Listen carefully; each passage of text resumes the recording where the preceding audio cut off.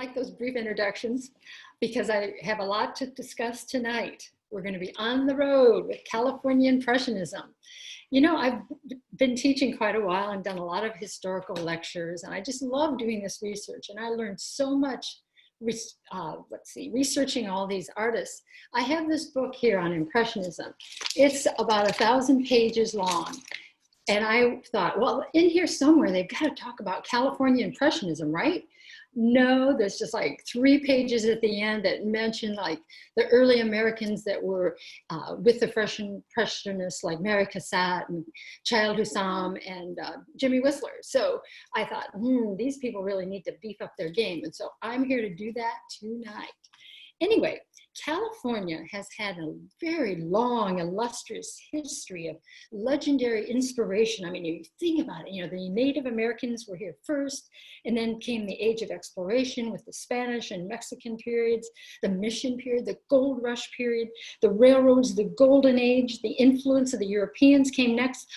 And then there's a distinct difference between Northern California and Southern California landscapes and artists. And so we're going to explore a lot of that tonight. You have to realize that, here's a big list. I want you to realize that the early American artists were mostly self-taught. Some of them later, you know, went to Europe and they got trained, but they came back to the United States. Art, nature, and God became one in the same in American landscape painting, because nowhere else in the world were the same landscapes as America. God, nature, art, it was the new Eden, it was wild, it was unspoiled, and nowhere in the world were artists free from needing commissions. There were no kings, there were no popes, there were no other royalty to commission them to do what? Portraits and religious work. So they were doing, there's a long history of it, and I'll go through that in a minute.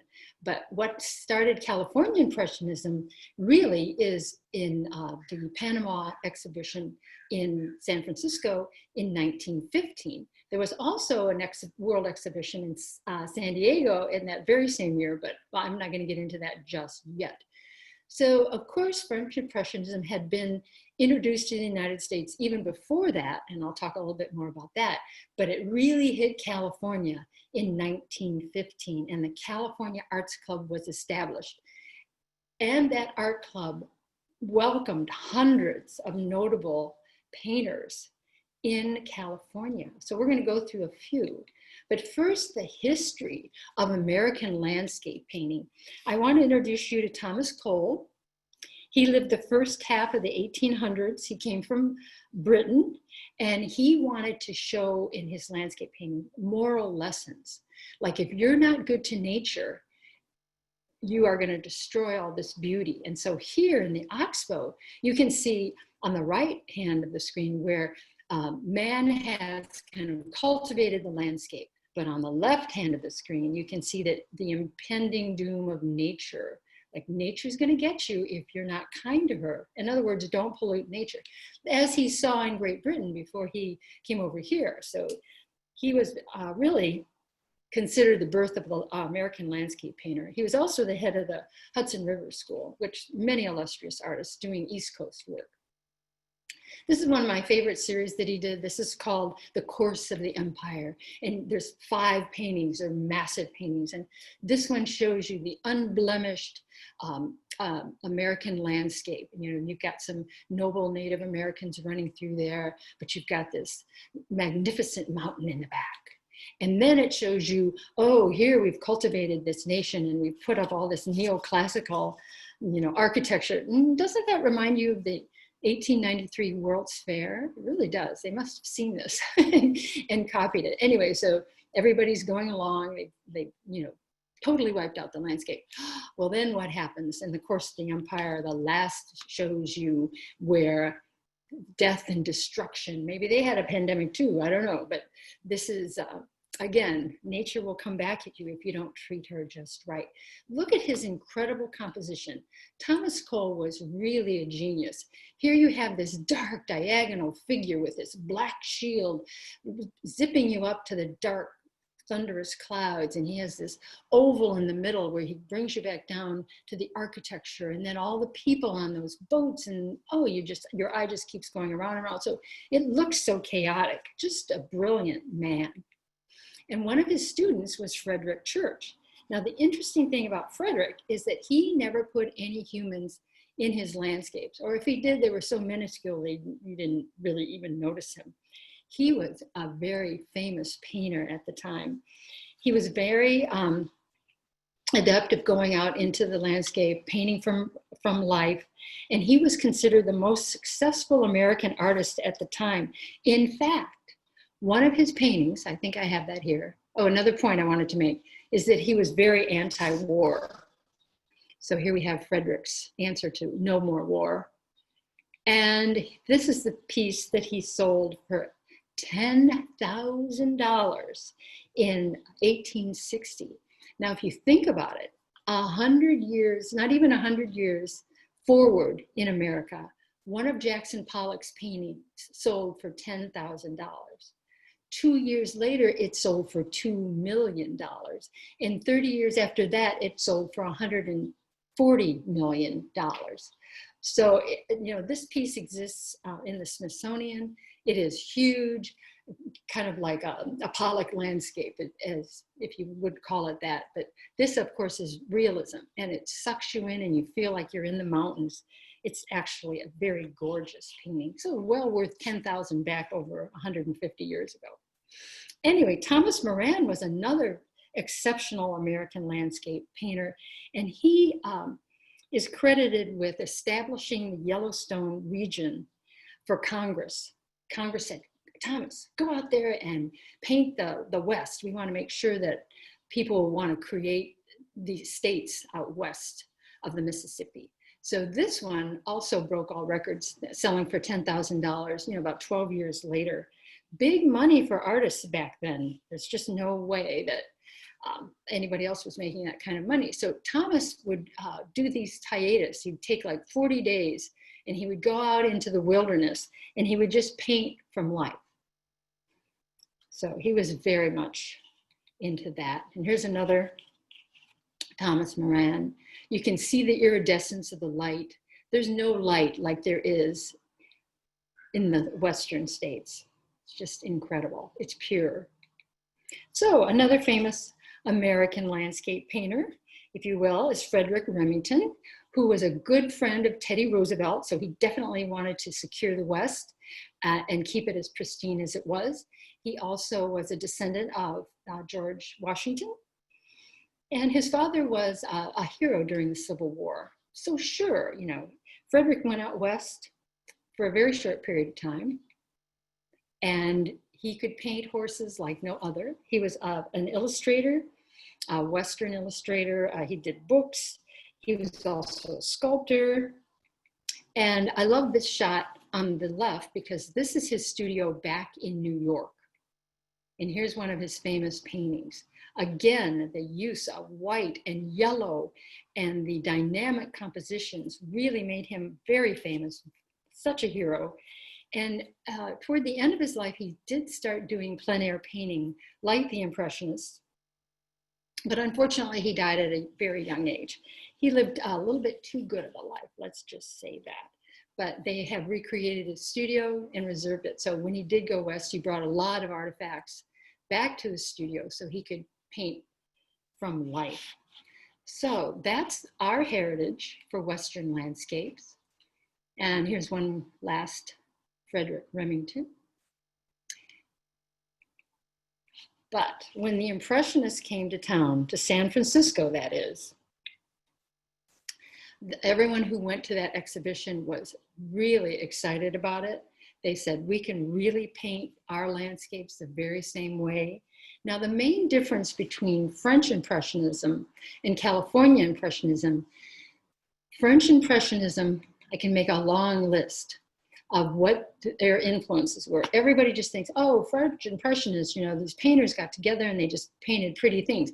Actually, French Impressionists only painted together and in this style for 10 years.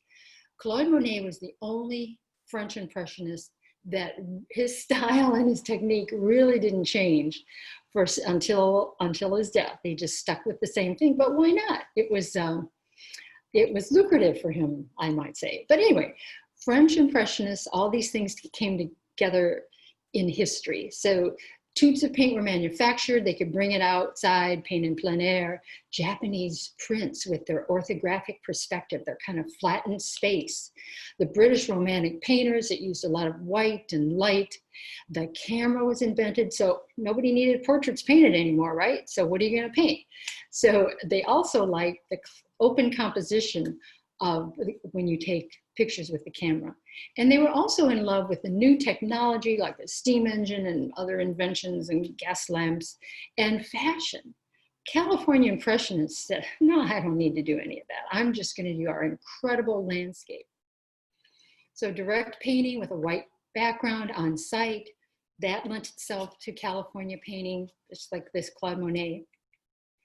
And one of many haystacks at different times of the day. If you want to see a lot of Monet's haystacks, go to the Art Institute of Chicago and you can just bounce down the wall looking at all these gorgeous haystacks. But look at the light, look at that yellow light mixed with the purple shadows. You know, you're going to see a lot of that in California Impressionists as well.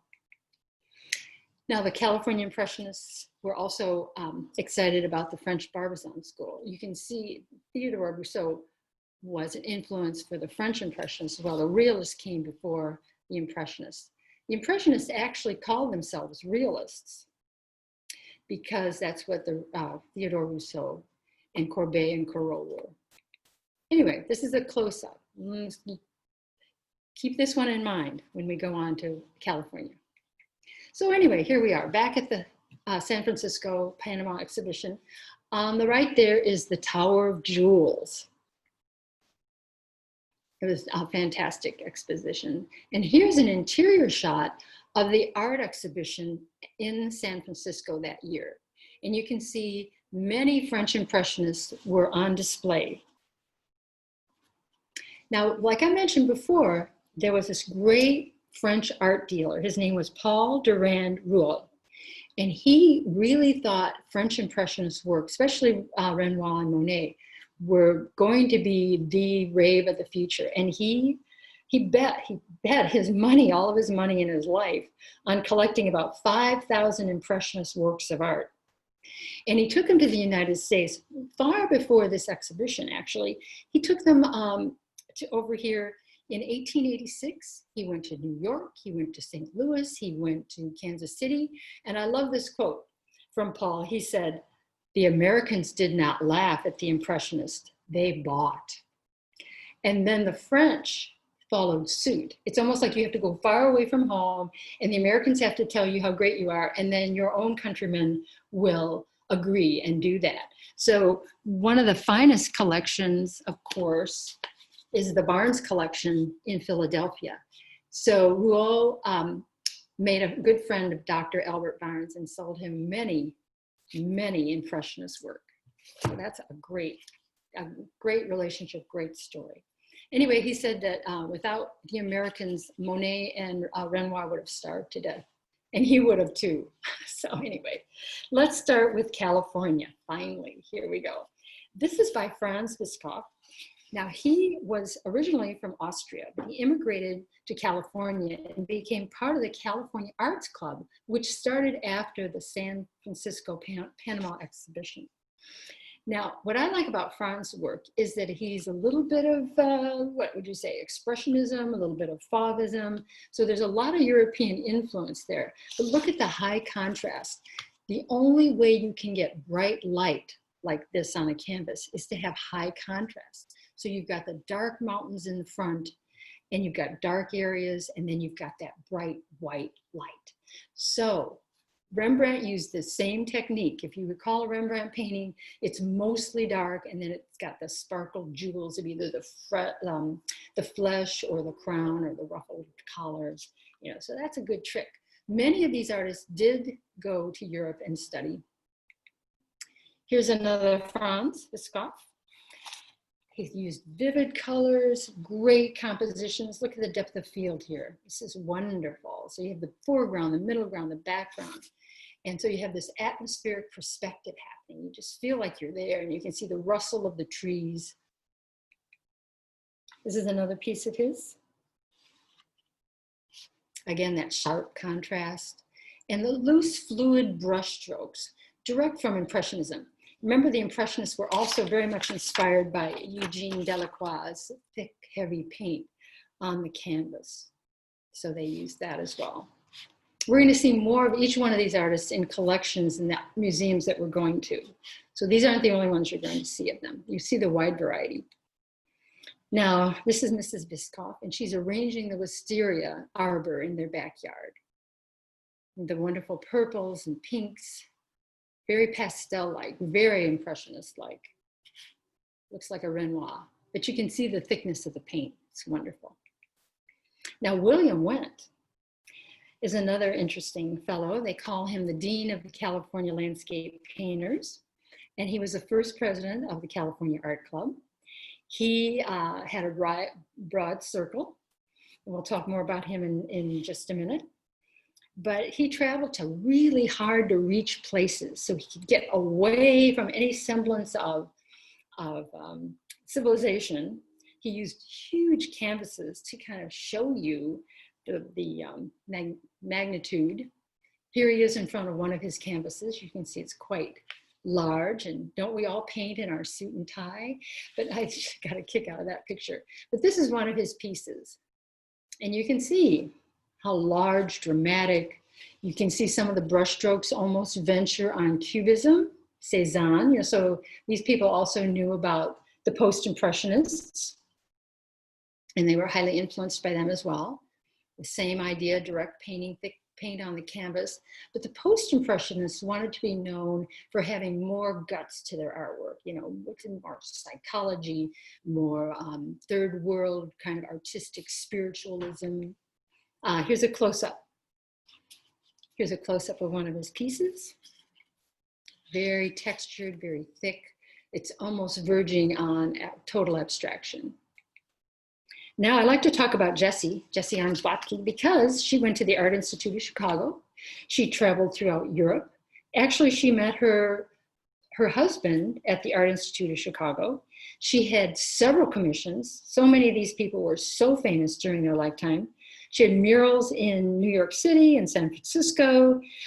Then they left and came back to Carmel by the Sea, because it was an art colony. So a lot of these people all converged on Carmel by the Sea. She lived a very long life, very successful life. She was known for doing birds and animals in her murals. Here's some, she did watercolors and she did oils.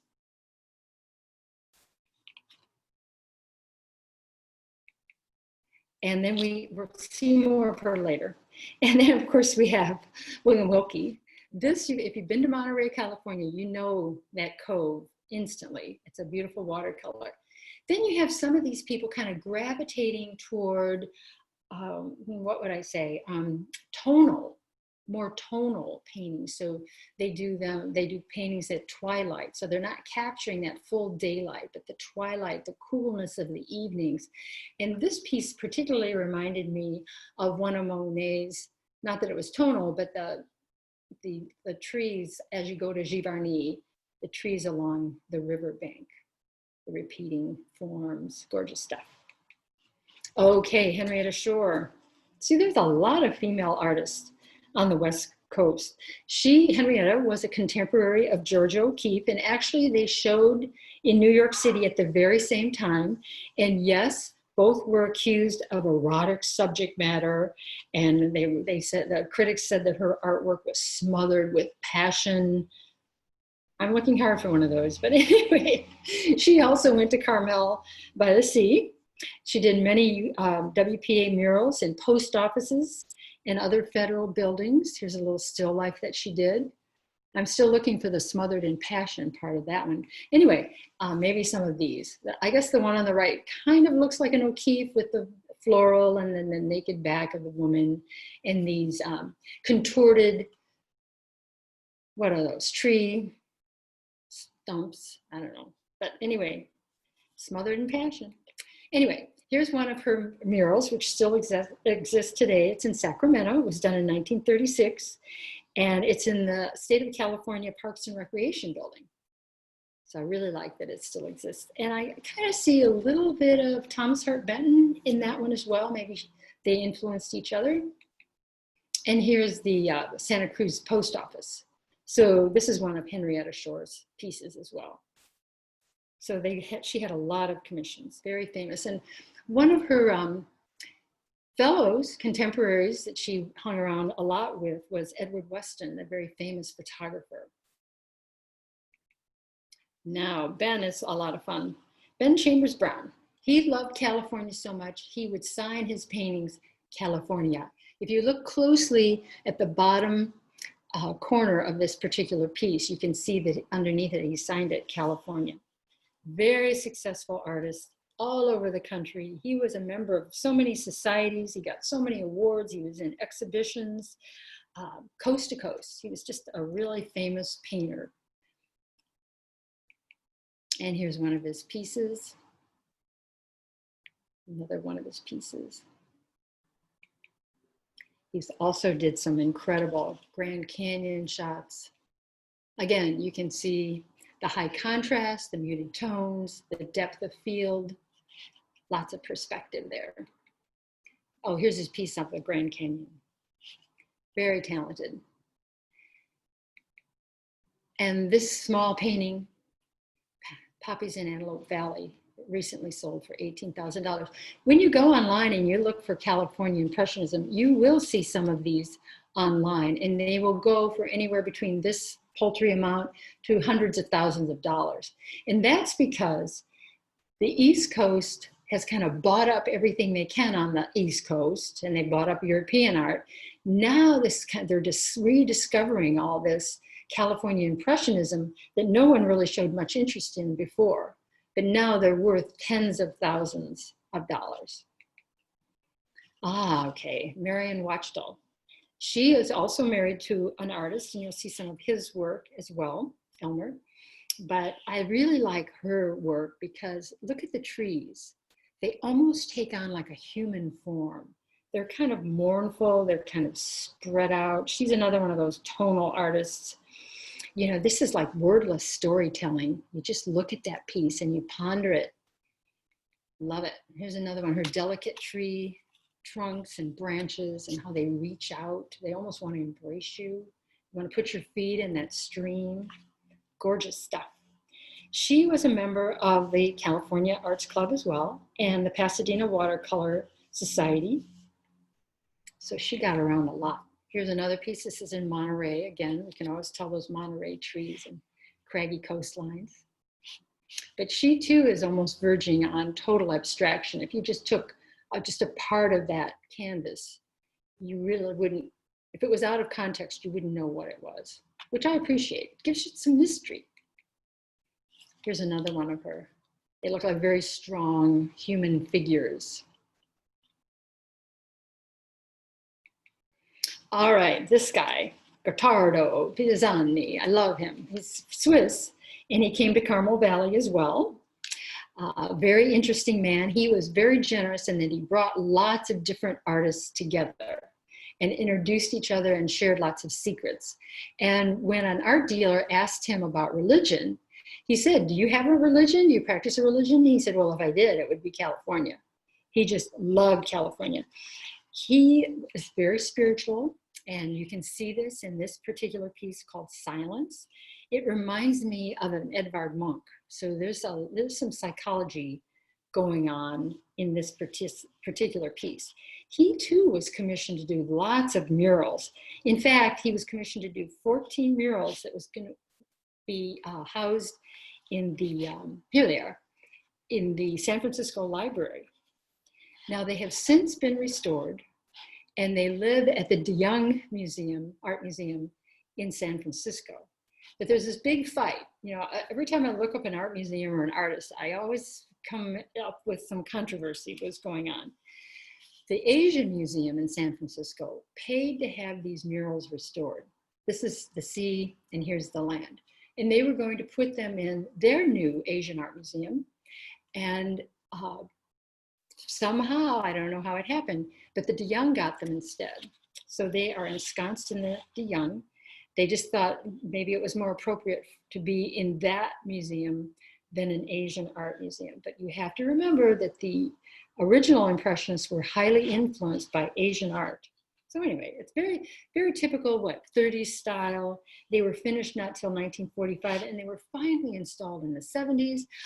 They got a little dilapidated, and that's why they had to be taken out and restored. And now you can see them in the de Young. Huge, 2 of the 14. And then he did this piece called Near Ranch. Donna Schuster, she's quite a story to tell as well. So this is her view of Hollywood Hills.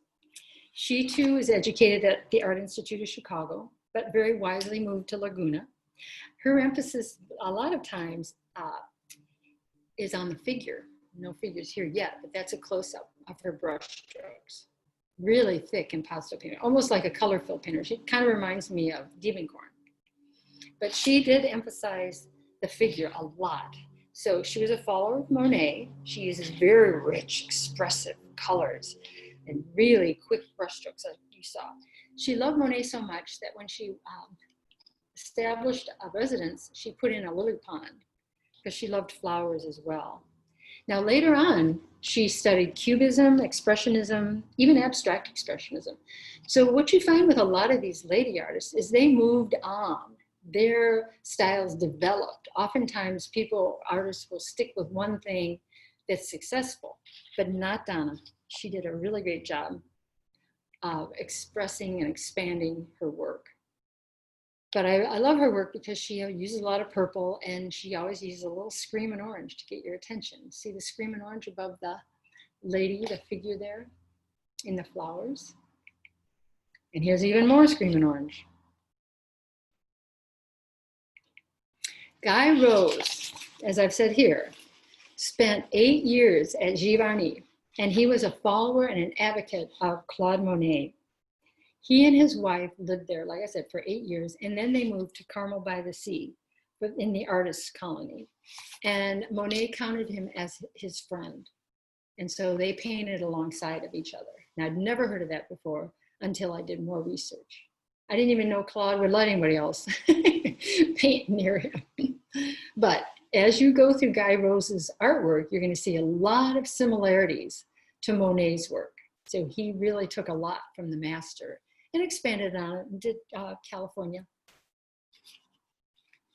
landscapes. But if you've ever looked closely at a Claude Monet tree and you look at the bark of Guy Rose's, they are so similar, where there's hundreds of little tiny brush strokes to get that bark-like texture and get the dark and light that texture exhibits. Great. This one even more so, I would say. But your eye loves to just grab onto texture. So these are tantalizing paintings. And he did this piece of Dana Point. You've probably seen that yourselves. And this one, he was very prolific too. Helen Forbes, she is known for her Western landscapes, her portraiture, her murals. She traveled to Mexico, she traveled to Death Valley, and she was an instant success all over the United States and Europe. She was quite a lady, and she changed styles constantly as well. So here we have a California lake and mountains, and look at this. Does this not remind you of a Georgia O'Keeffe? So she was very much influenced by her contemporaries. So she moved on to this, and then she moved on to this. This is called Waterfall Gorge. And she was commissioned to do the Mother's Pavilion mural in the San Francisco Zoo. So here she is, she's the one in the middle, and she is working with a colleague doing this mural, and here it is finished. And it's being restored at this point. We can't really see it, but we will. They're refurbishing it because everybody's realizing how important these California Impressionists were. All right, Maurice Braun. I threw him in because he's a great guy anyway. He's originally Hungarian, but he lived in New York City and San Diego. So he painted a lot of our natural scenery around here. He was very much interested in geology and botany, smart man. And he thought you should have a truthful rendition of nature. But I'll read you this quote. I love it. Landscape should not be taken too literally. It is what we visualize, an interpretation that we give, the fantasy of our minds that counts. And it's so true. I always tell my painting students, you put into the work a bit of yourself. Don't try to look like anybody else's. Just be you in your painting. And he did. So he did a great job. This is Lake Hodge. If you've been there, you probably see how similar it is.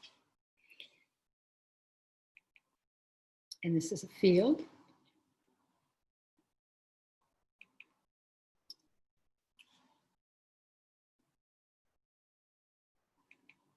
Mission Valley. So a lot of these places we've been to. I think the most important part of these paintings is it is preserving our heritage. Not only are the paintings being preserved at this time, but our landscape is being preserved because so much of it is disappearing. So the beauty of our landscapes, this is the true beauty of where we live. So let's hit the road. Let's hit the road and go a couple places. Yes, so now you've got a good background about California Impressionism. And now you're gonna see all these brilliant museums that had the insight and the money to start buying Impressionist art. Well, we're gonna start first in Oceanside. And here, my lovely daughter found all these cute vintage photographs of road trips. So we could all tumble into these vans and hit the road. So first stop is Oceanside. And there's Robert's Cottage. You know, this is an old photograph, and this is an old poster of how they used to try to get tourists to stop in Oceanside between LA and San Diego. Really quite cool. But what is even cooler is that a group of very insightful, generous, energetic people in the town of Oceanside decided that we needed an art museum. Why not? You know, so Oceanside Museum of Art was started in 1995. It opened in 97. Now we've expanded to over 15,000 square feet. We have 15 exhibitions a year. We have parties and openings, and we do a lot with education for the public and for children. We are a very dynamic entity, and I'm just praying that we get to open soon because there's some incredible exhibitions going on right now. I'm going to talk about the Gifted exhibition that's there now, but I also wanted to mention that Alan Moreau After Fires is up, and also Pamela Earnshaw Kelly's fantastic, imaginative, dynamic ceramic pieces are on display as well. So I'm hoping we can all get back in there very soon. Anyway, Gifted means, it's kind of an unusual title, I know, but the high school in Gardena, California, which is a little bit southwest corner of the LA County, which was a very rural place at first. Obviously, it's not anymore. The high school students, when the high school opened in 1919, decided that they were going to gift their faculty with one painting a year. And this happened until 1956. It was quite amazing. So they had a whole selection committee. The students raised the money, and they bought a piece of art for the faculty, for the school to have it on exhibition. It's a fabulous story. I love it. Here's the book. Available in our gift shop, which is going to be open soon for retail. But it's such a great story, and it's got all these images. Anyway, so you start to see everything from the archaic ruins of Native Americans, done in a beautiful, tranquil, peaceful setting with that gorgeous arch above it, to Jessie Arms Botke again with her are the storks or cranes, but gorgeous birds. You start to see some cowboys, you see landscapes, and they were all chosen. and exhibited first in the library, the cafeteria, administration offices. They started to populate the whole school. It's really quite cool. It ended when they built a new high school in 56 or 57, and they just didn't have room for the paintings anymore. And they kind of went into hiding, and people forgot about them. And this then in, what was it, 1972, somebody remembered they had them. Somebody from Scripps College of the Pomona Consortium, Claremont Mechanical Consortium said, aren't there some really cool paintings somewhere? And they dug them out and they refurbished them, and the show went on the road. They're fabulous. And we have them in Oceanside Museum of Art now. So you've got to see these. Slides really don't do them justice. Here's another example from Jack Smith. Here's Franz Bischoff again. Another shot of a Laguna cove. Look how he just mixes a little bit of purple down there with the grays and the blues of the water. And he repeats that purple over here in the shadows. And he repeats that purple up in the trees. So your eye just goes all around that composition. Brilliant. And William Wendt, which we also talked about, he just so happened to be on the selection committee of that high school collection. And one of his pieces just so happened got to be in the collection itself. But they really are gorgeous. Remember, he's the one that did these huge paintings, and he was in his suit painting this piece when we were there earlier. And so here we have the brass bowl by John Rich. And the reason I chose these two, I think, is I wanted to show you the beginnings of the collection, the first parts of the collection. They're kind of what, standard landscapes and kind of romantic Western paintings. And then you have this brass bowl, which is very nice. But then toward the end of their collecting, you start to see a progression of what was going on in the art world at the time. So here on the left, we have The Return of the Prodigal Son by Francis. And you can see that it's more, what would you say, kind of cubism, more emotional. You're starting to see more progressive artwork. But that's great because we see the historical progression. Now, at first, they didn't collect women, they didn't collect people of color, even though Gardena High School had a wonderful collection of really a mix of society. But for some reason, they didn't get very diverse until the end, which is a good thing. This is a painting by a woman, and it was in 55, almost to the end of the reign here. But you can see the Cubism influences here. And it's cultural of Spain or Mexico. It's not necessarily a California landscape. So they broadened their ideas and their opinions, which I really admire. Okay, we're gonna leave Oceanside Museum of Art, much to my chagrin, and we're gonna go up the coast just a little way to the Laguna Art Museum. Now, the Oceanside Museum of Art, we do have a collection, but it's usually not on display. It's typically, people have gifted us with those paintings, but we have our 15 exhibitions a year, which show California local art. And it's really quite stunning. And Laguna Art Museum only has their collection of 3,500 works of art of California artists. So, so we go up there, and here's an old shot of Laguna Beach, and there's an old poster, very retro. The Laguna Art Museum started as an art association over 100 years ago. And they had their little hut right there because the location of the new art museum is where artists like to set up and paint. That's where they painted their ocean, the cove, the beach. And so they put it right on site. Like I said, it's exclusively California artists. It's historical and it's contemporary. So they have a very broad range of art in the Laguna Art Museum. Okay, Clarence Hinkle, this is the Laguna Beach that he painted. You can kind of see it's from that angle. And this is what it actually looks like from that angle. It's a few more houses and hotels on that beach right now. But Granville Redmond, I love this quote. He's so smart. He said, "You must only sketch for 15 minutes at a time because the light changes so often." Those words probably came right out of Monet's mouth as well, because he did, the haystacks at different times of the day and the year. He did the Rouen Cathedral 30 times at different times of the day and the year.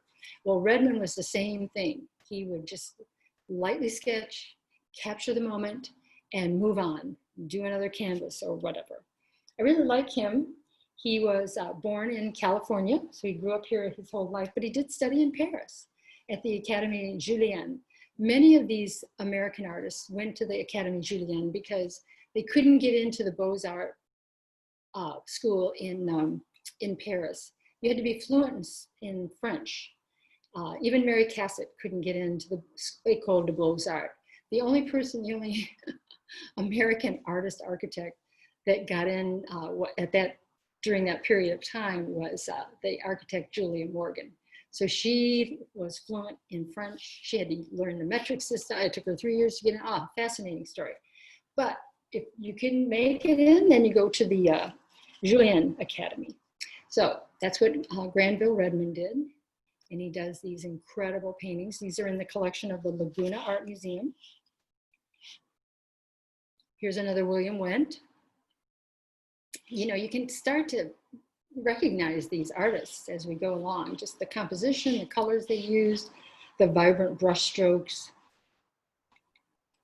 And here's California again with one of his pieces.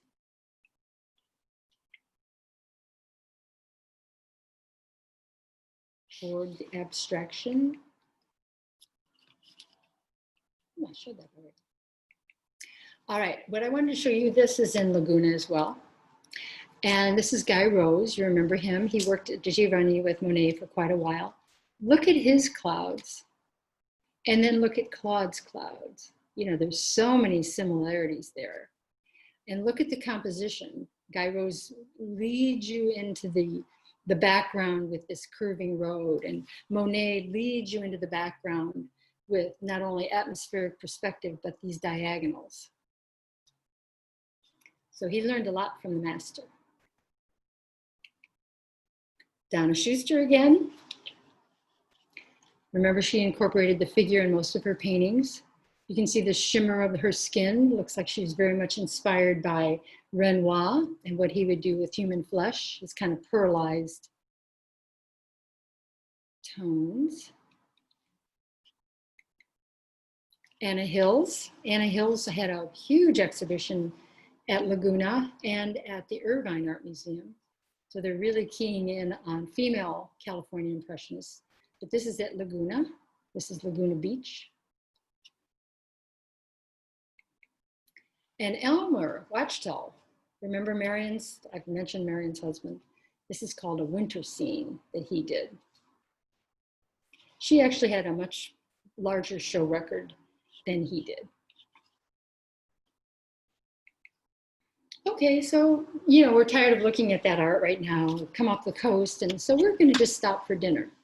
Las Brisas is right next to the Laguna Art Museum, and you have this whole bank of windows. If you make a reservation, ask for a table by the windows, because you can look out and you can see the waves rolling in and people frolicking on the beach.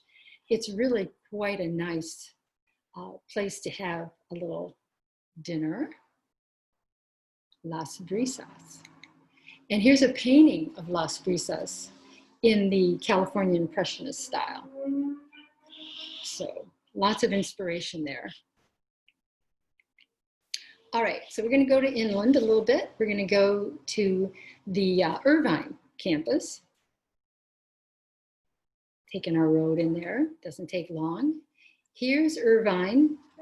When it was just starting. A family named Irvine started that city. And you're going to hear more about them in just a minute. But you can see how it's grown from this tiny little plot of land. There's the ocean in the background. They've got the subdivisions kind of mapped out where they're going to start building for families.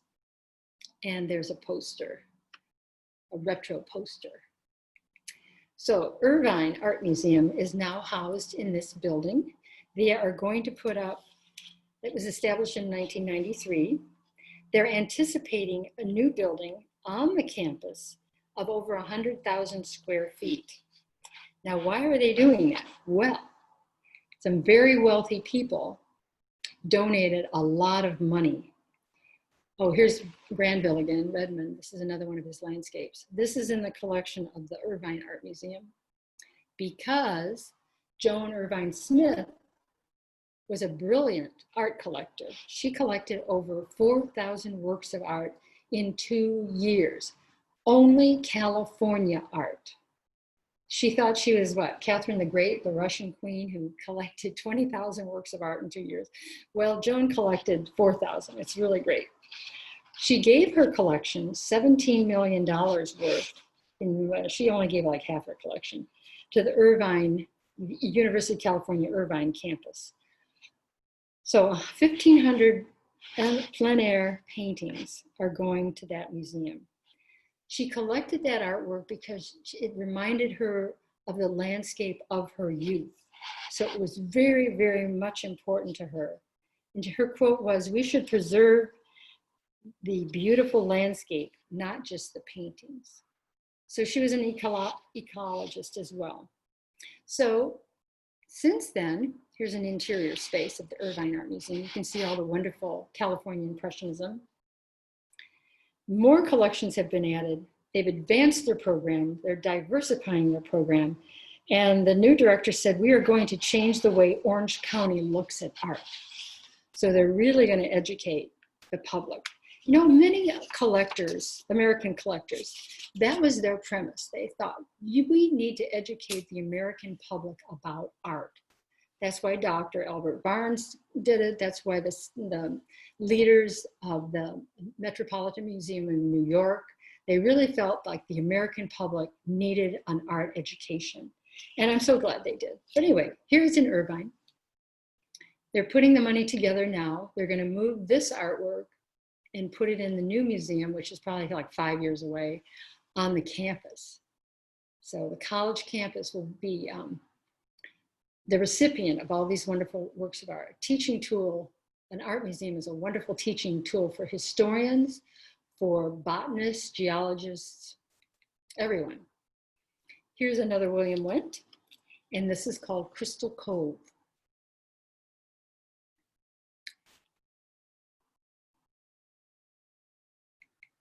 And this is what the real Crystal Cove looks like.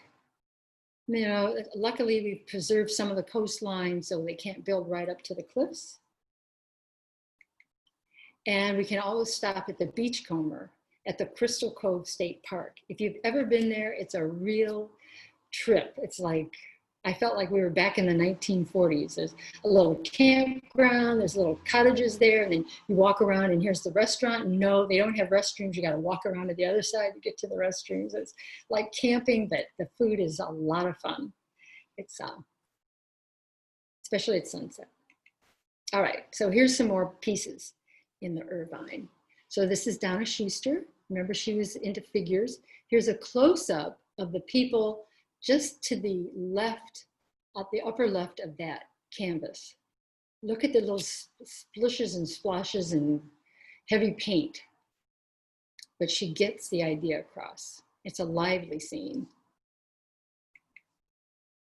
And this is her piece from 1917 on the beach. And this is a close-up of that particular piece and her signature. And this blow up here on the right looks like an abstract expressionist painting. Timeless. And this is the last one from Donna. This is Summer Idol. She's the only one that really incorporated a lot of figures in her work. Jessie Botke, and she's the only one that did lots of birds in her work. So these ladies really kind of found their niche. And this is the Botke mural, which was originally for the Oaks Hotel. It is now in the Irvine Art Museum collection. And it's huge, as you can see. Not quite as big as the clouds that Georgia O'Keeffe did for the Art Institute of Chicago, but it's still a pretty big beautifully done piece. Henrietta Shore, we're seeing her again with her WPA projects. She was commissioned to do California landscape and the wildlife. And here it is in color, a more finished piece. And Irvine is known for many exhibitions of women artists. So that's one of their ideas, is to really expose more women artists to the public. Again, they want to educate people. All right. So now we're going to go on up past LA. We're going to go to Pasadena. Here's Pasadena in the old time. Looks like they're getting ready for Christmas. Not quite yet for us. And here we are, the City of Roses. The Norton Simon Art Museum sits on the parade route of the Rose Bowl Parade. Now, the Norton Simon Museum started off as a contemporary art museum. It was the only contemporary art museum between San Francisco and San Diego. Now, that's quite a span. What is that? That's hundreds of miles. And it got into a bit of a financial trouble. Well, the most renowned art collector of the 1960s was Norton Simon. And Norton stepped in and he goes, well, I'll give you my 4,000 works of art worth $2.5 billion if you change this art museum to have a broad span of art history and not just contemporary. Well, because they were in such financial straits, they said, okay. So it started as the Pasadena Art Institute in 1922. And then it just, became that contemporary. And then when Norton Simon took over, they made it, a broader based collection, which is really great. So that happened in 1975. Over 12,000 works of art spanning 2,500 years. Norton did his share. He was one of those people that really believed in Impressionism. So that's the reason I wanted to incorporate the Norton Simon, because if you want to go and see some great Impressionistic work, he did it. He collected over 6 Van Goghs, over 100 Degas. There's Monet here on the left. That little garden shot is a Monet. He really wanted a broad audience. And so at first, they decided, well, we're going to have a no loan policy. In other words, our artworks are not going to leave this museum. But in 2007, they decided to have a reciprocal program with the National Gallery of Art in Washington, D.C. and the Frick Collection in New York City.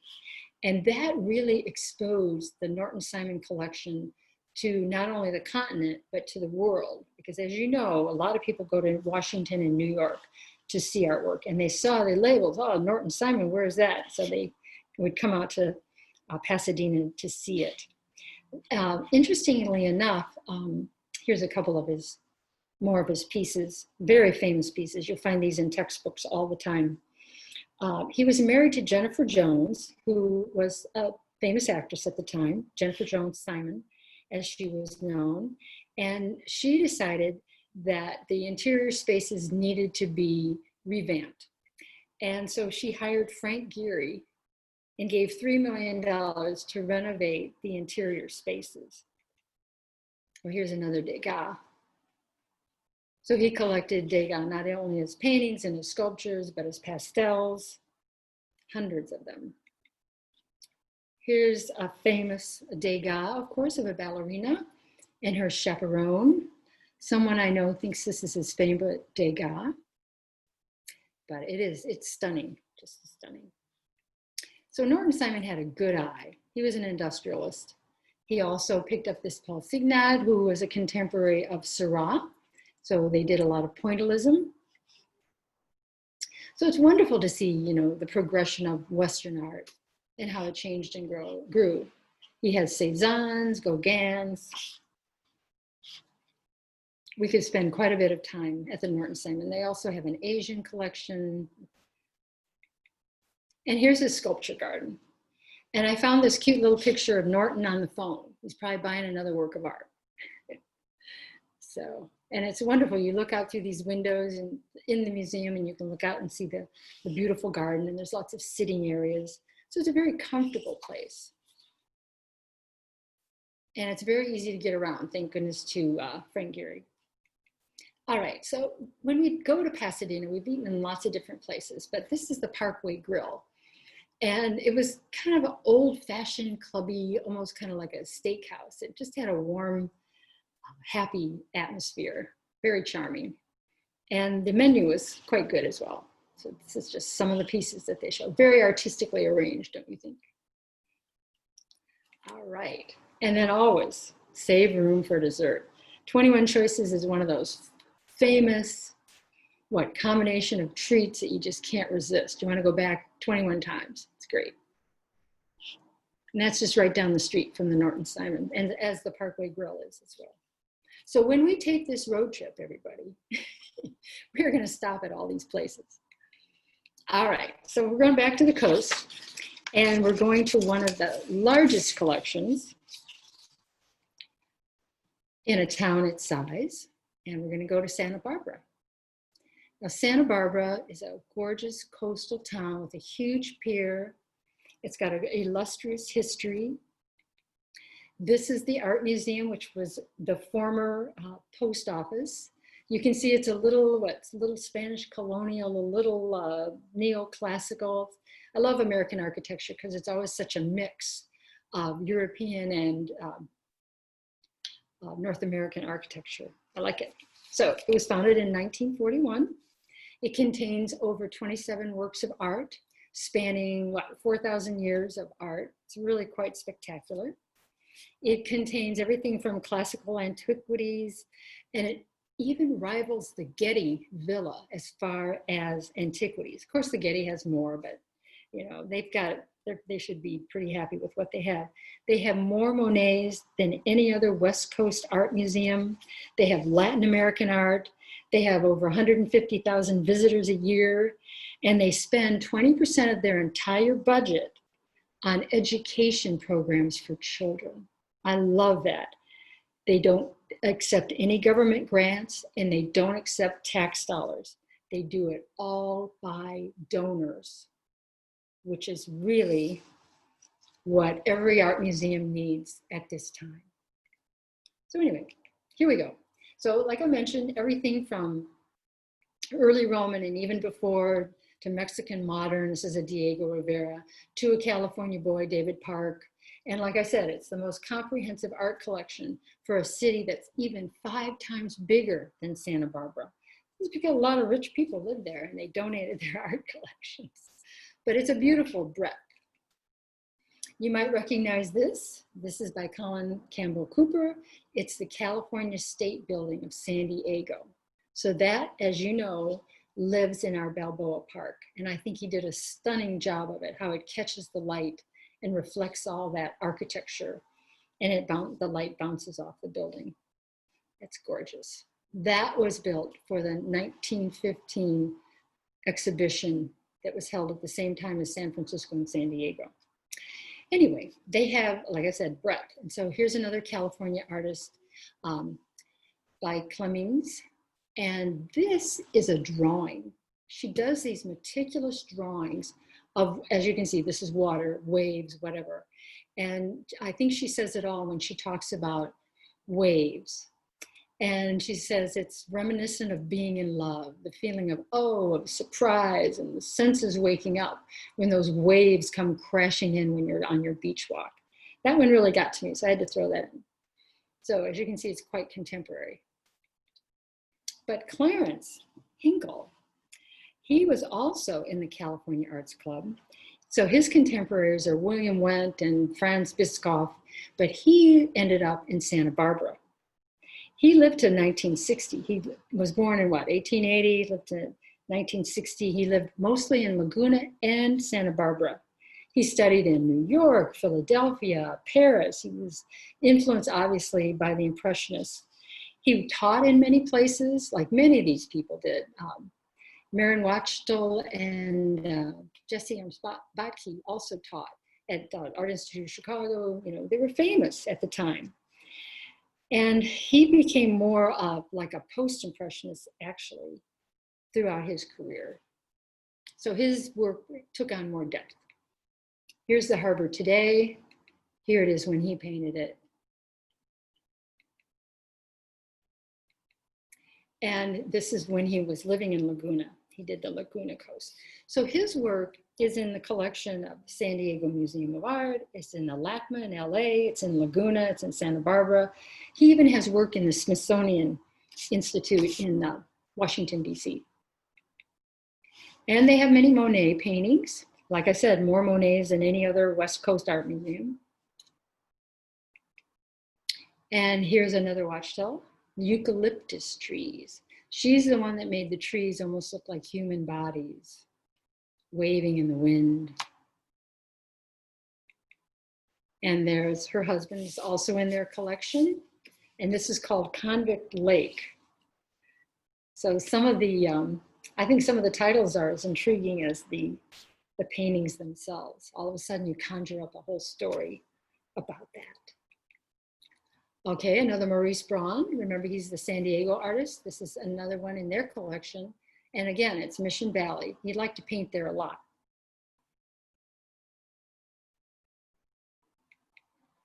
And I'm gonna, just kind of wrapping up here, Sunlit Grove by Hanson Puthall.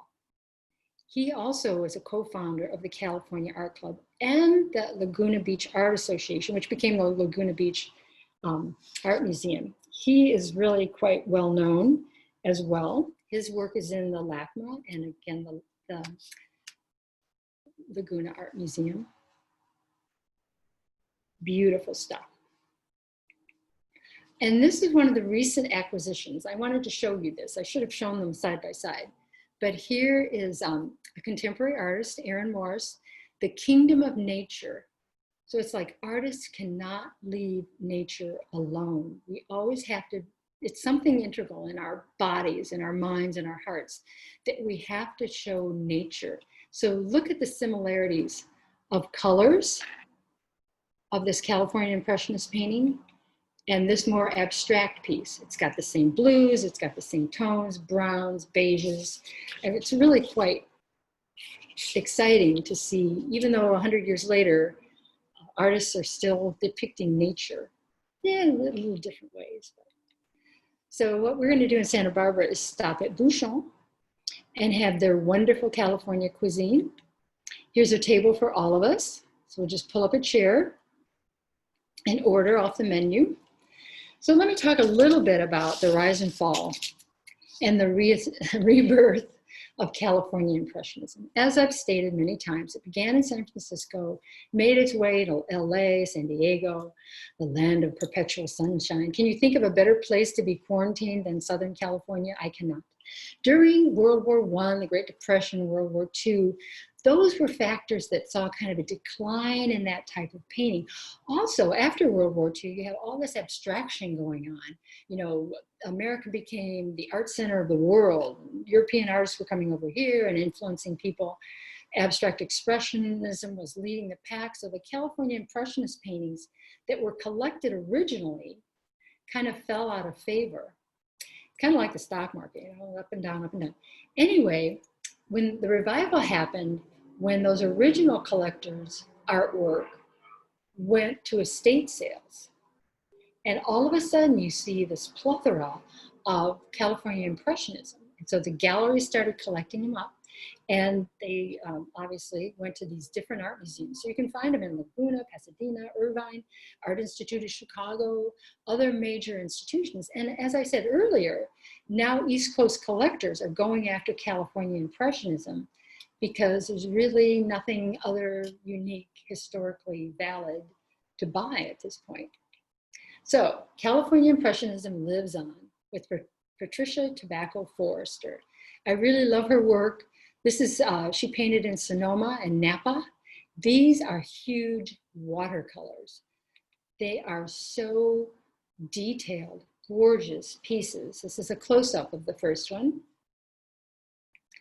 Here's another one. This is the full piece. These must be at least 4 foot tall. and 3 feet wide. So the one on the left, this is called Sonoma County, with its beautiful flowers and mountains in the background, vineyards. And then there on your right, you see a close-up of that sunflower that's in the front of that piece. Oh, to paint like that, I'd love it. She won many awards. She had many scholarships, fellowships. Unfortunately, she passed away in 2012 at a young age. And here's another one of her pieces.